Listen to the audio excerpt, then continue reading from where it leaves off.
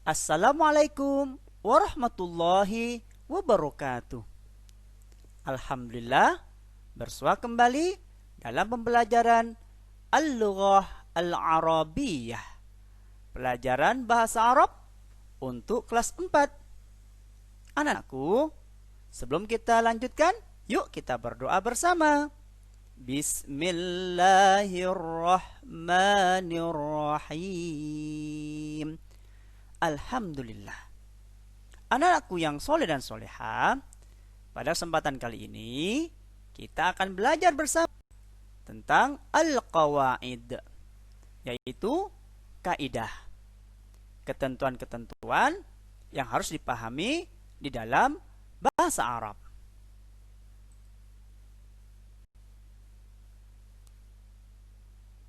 Anak-anakku, kaidah yang akan kita pelajari adalah ismul isyarah atau isim isyarah. Apa itu isim isyarah? Isim isyarah adalah kata tunjuk yang berfungsi menunjuk sesuatu, baik sesuatu itu berupa benda ataupun orang, baik yang ditunjuk posisinya dekat maupun jauh. Sekali lagi ya, isim isyarah adalah kata tunjuk. Ya, kata tunjuk, maka fungsinya adalah menunjuk sesuatu. Apa yang ditunjuk? Yang ditunjuk bisa berupa benda atau juga orang. Sedangkan yang ditunjuk itu posisinya bisa dekat, bisa juga jauh. Bisa dipahami? Insya Allah.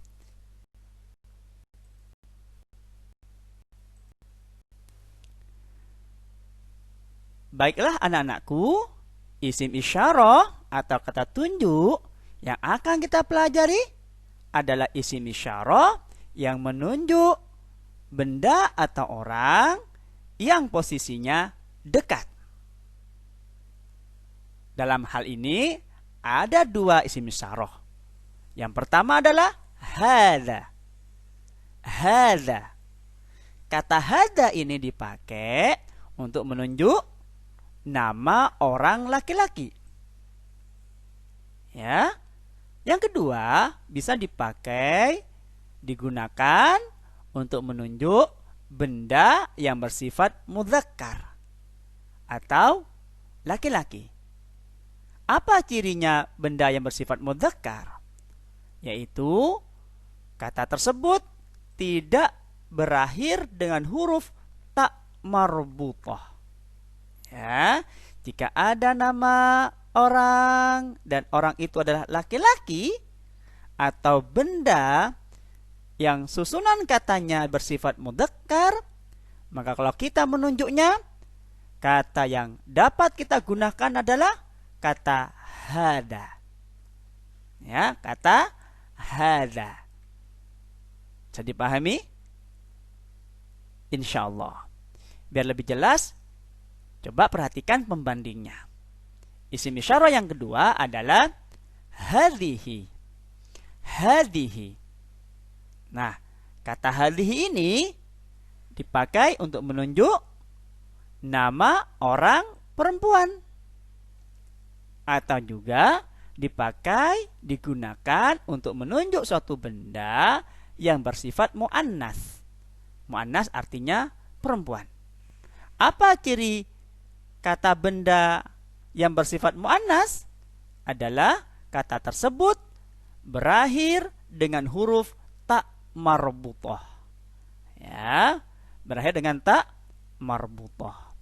Jadi anak-anakku sekalian yang hebat, yang soleh dan soleha, kata hadza dan hadhihi, isim isyarah kata tunjuk hadza dan hadhihi dipakai untuk menunjuk nama orang atau benda yang sifatnya dekat.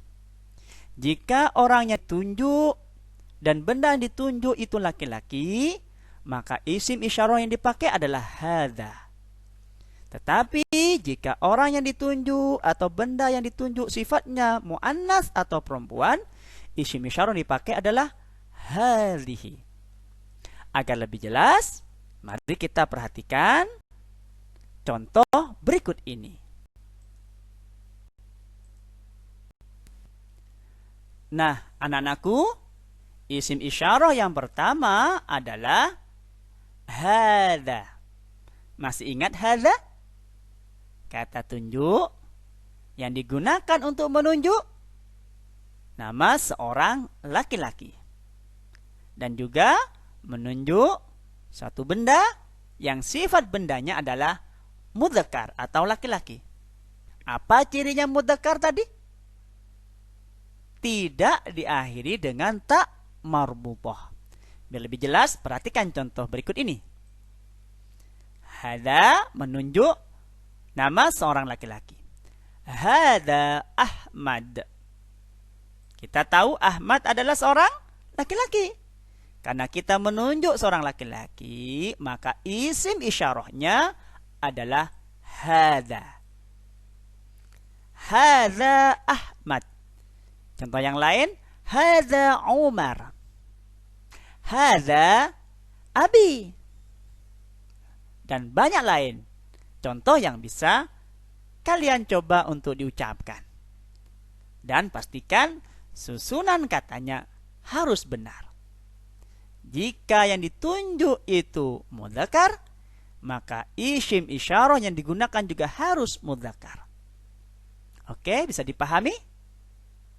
Mudah bukan? Biar lebih jelas, kita coba lihat contoh yang kedua. Ketika hadza menunjukkan kepada suatu benda. Hadza babun. Ini pintu. Babun artinya pintu. Dan babun menunjuk suatu benda. Apa babun tadi? Pintu. Kenapa menggunakan hadza? Karena babun menunjuk suatu benda yang sifatnya laki-laki atau mudzakkar. Kenapa kita tahu dia laki-laki atau mudzakkar? Karena tidak diakhiri dengan ta marbutah. Tidak ada taknya di bagian belakang. Ya, jadi mudah untuk mengenali suatu benda itu laki-laki atau perempuan. Ahmad juga nggak ada kan? Iya, sama dengan babun, tidak ada tak marbutohnya. Maka kalau ingin mengatakan ini pintu, kalimat Arabnya, isim isyarah yang kita gunakan adalah hadza babun. Lebih mudah kan? Insya Allah mudah sekali. Biar lebih gamblang nih, kita lihat pembandingnya. Yaitu hadhihi. Isim isyarah yang menunjuk kepada nama seorang perempuan. Dan benda yang bersifat mu'annas atau perempuan. Apa ciri mu'annas? Masih ingat? Diakhiri dengan ta marbutah. Ya, kebalikan dari mudzakkar yang tidak diakhiri dengan ta marbutah. Seperti apa contohnya? Ini dia. Yang pertama, menunjuk pada nama seorang perempuan, hadhihi Fatimah. Fatimah seorang perempuan, ya kan? Fatimah. Dan di belakang nih jelas-jelas menunjukkan tak marbutah. Tapi anak-anak, kalau masalah nama seorang perempuan tidak harus ada tak marbutahnya. Ya. Karena nama itu bisa dikenali dari ciri-cirinya.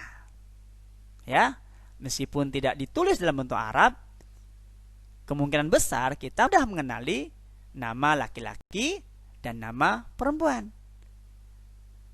Kebetulan contoh yang Ustadz berikan ini, Fatimah, nama belakangnya huruf terakhir ternyata tak marbutah. Jadi kalau selama ini berkali-kali tadi disebutkan tak marbutah seperti apa? Inilah bentuknya tak marbutah.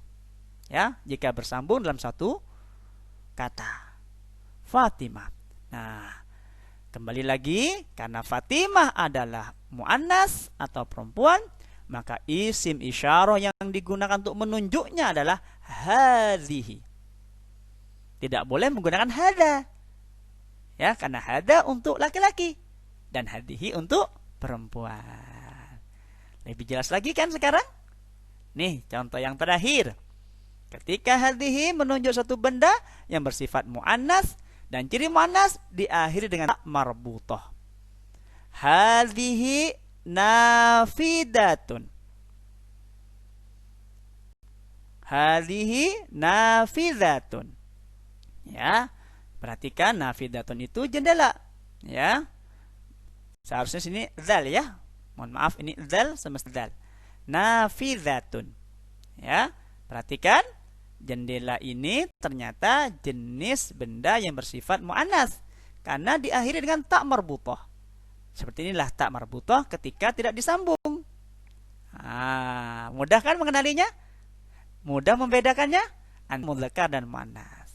Karena nafidatun itu bersifat muannas dengan ciri ada ta marbutahnya di belakang, maka isim isyarah yang digunakan, kata tunjuk digunakan adalah hadhihi. Hadhihi nafidatun. Ini adalah sampai di sini kira-kira anak-anakku sekalian memahami dengan jelas perbedaan hada dan hadhihi dengan contoh-contohnya bisa dikenali insya Allah ya. Kalau begitu bisa kalian pelajari jauh tentang kaidah penggunaan kata hadza dan hadhihi pada halaman 48 hingga 49 pada buku Ta'limul Lughatil Arabiyyah, tentunya untuk kelas 4. Begitu, insya Allah semuanya mudah memahami selama bersungguh-sungguh mempelajarinya.